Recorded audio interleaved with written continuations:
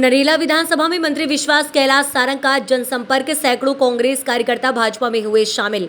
नरेला विधानसभा में भाजपा प्रत्याशी आलोक शर्मा के समर्थन में मंत्री विश्वास सारंग का जनसंपर्क। मध्य प्रदेश में पूरी 29 सीटों पर जीतेगी भाजपा। 400 पार के साथ नरेंद्र मोदी पुनः बनेंगे प्रधानमंत्री। मंत्री सारंग, राहुल गांधी अपनी सीट छोड़कर भाग रहे हैं। पिता राजीव गांधी की अमेठी सीट गंवाने के बाद अब सोनिया की रायबरेली सीट भी करेंगे बर्बाद।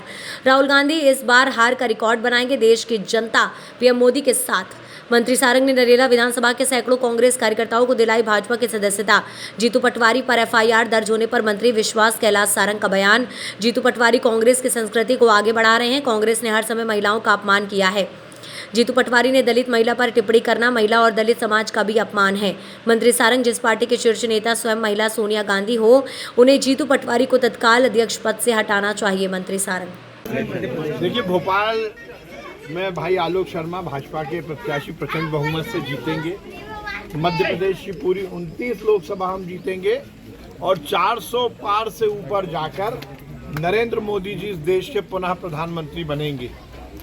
और ये हम ही नहीं कह रहे, जमाना कह रहा है। और ये हम ही नहीं कह रहे, कांग्रेस की हरकतें भी कह रही हैं। राहुल गांधी जी अपनी सीट छोड़ कर भाग रहे हैं।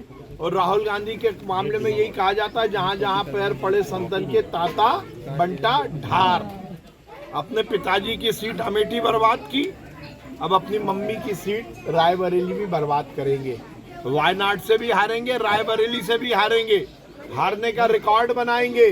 ये मोदी का जलवा है, मोदी का जादू है। मोदी की गारंटी है गरीब के लिए, मोदी की गारंटी है नारी सशक्तिकरण के लिए, मोदी की गारंटी है युवाओं को रोजगार देने के लिए। मोदी की गारंटी से ही तो इस देश की संस्कृति के रक्षा का काम हुआ है।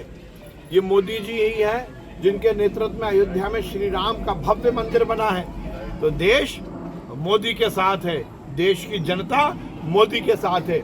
और इसीलिए आज सैकड़ों की संख्या में कांग्रेस के कार्यकर्ता नरेला विधानसभा के भारतीय जनता पार्टी में शामिल हो रहे हैं। आज हम उनको भी शामिल कर रहे हैं। हम सब मिलकर नरेंद्र मोदी जी को इस देश का प्रधानमंत्री बनाएंगे, यही हमारा संकल्प। जीतू पटवारी पे एफआईआर, कांग्रेस की संस्कृति को आगे बढ़ा रहे हैं। कांग्रेस ने हर समय महिलाओं का अपमान किया है, चाहे मीनाक्षी नटराजन जी का मामला हो, चाहे सरला मिश्रा हत्याकांड हो या नैना साहनी हत्याकांड हो।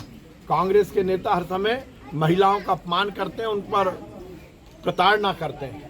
और ये नई बात नहीं है, चाहे दिग्विजय सिंह हो, चाहे मणिशंकर अय्यर और कमलनाथ, तो हर समय तो उन्होंने महिलाओं का अपमान किया है। पर जीतू पटवारी ने तो हद कर दी।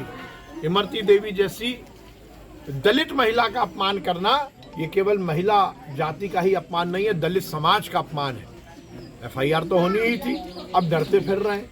पर सही मायने में जो राजनीतिक दल जिसके शीर्ष नेता महिला स्वयं सोनिया गांधी है, उनको चाहिए कि जीतू पटवारी को तुरंत कांग्रेस के अध्यक्ष पद से हटाएं।